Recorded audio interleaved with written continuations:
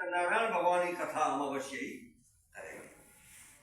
तो पंडित जी ने क्या किया, भगवान की कृपा से क्या होता है, उन्होंने फल उठाया।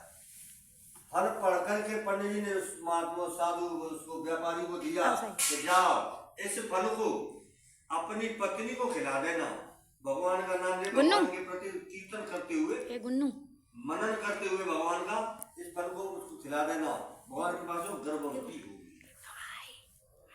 वो फल अनेक भी नहीं है और उसको मंत्र जाने, तो उस फल को जाकर उसने बनिए ने अपनी पत्नी को खिलाया।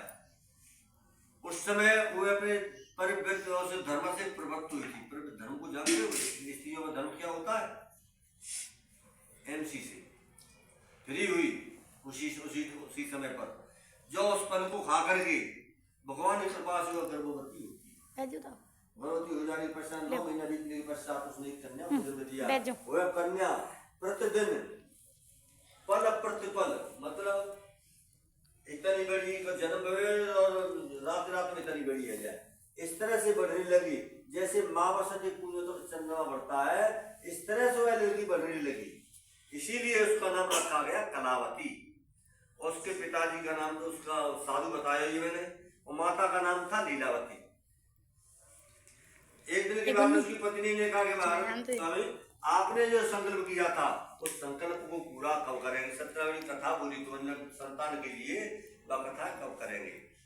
बढ़िया बोला भाई अब तो हम जाके समय सही कर देंगे, ठीक है। कुछ समय की बात टल गया। आजकल के जमाने की होती तो लट्ठा करवा लेती जबरी थी कि आज करे आज पले को सूदी सांसी है, तो बेचारी माने की बात है। एक दिन की बात उसने देखा मेरी पुत्री 7 सहेलियों के साथ में खेल रही है, सबसे सयानी शादी की योग्य मेरी पुत्री दिखाई देने लगी है, तो उसने तुरंत ही अपने नौकर को बुलाया। नौकर का नाम क्या था, धर्मविद है। धर्मविद नौकर तुरंत ही कांचनपुर नगर को चला गया, जिसको आजकल कहते हैं कलकत्ता, ठीक है। वहां से सौंदर्य शशि गुणवान बढ़िया के पुत्र को लेकर के आए। सब घर परिवार के देख पड़ोस के देखभाल के उसी के साथ में कन्या का विवाह कर दिया, पर कथा नहीं करी। अपने दामाद को साथ में लेकर के आए, दूसरे शहर में व्यापार के लिए चले गए। तो दूसरे शहर में व्यापार के लिए जाते तो कहाँ पहुंचते हैं, रत्नसारपुर नगर। उस समय आजकल उसको बंबई बोलते हैं। वहां पर शिवाजी व्यापार करने लगे। वहां के राजा का नाम था चंद्रकेतु। तो चंद्रकेतु राजा तो रोजाना ब्राह्मणों को 9.25 सोना दान करता था मंदिरों में जाकर के। वह राजा इतना धर्मात्मा राजा था। इधर क्या होता है, जब वो धर्मात्मा राजा हो, भगवान ने सोचा जिन कथा कर जाने व्यापार मांगे व्यापार, संतान मांगी संतान दे, मोड़ी को व्यापार करवा, लेकिन कथा की सुनते ना ले रहे।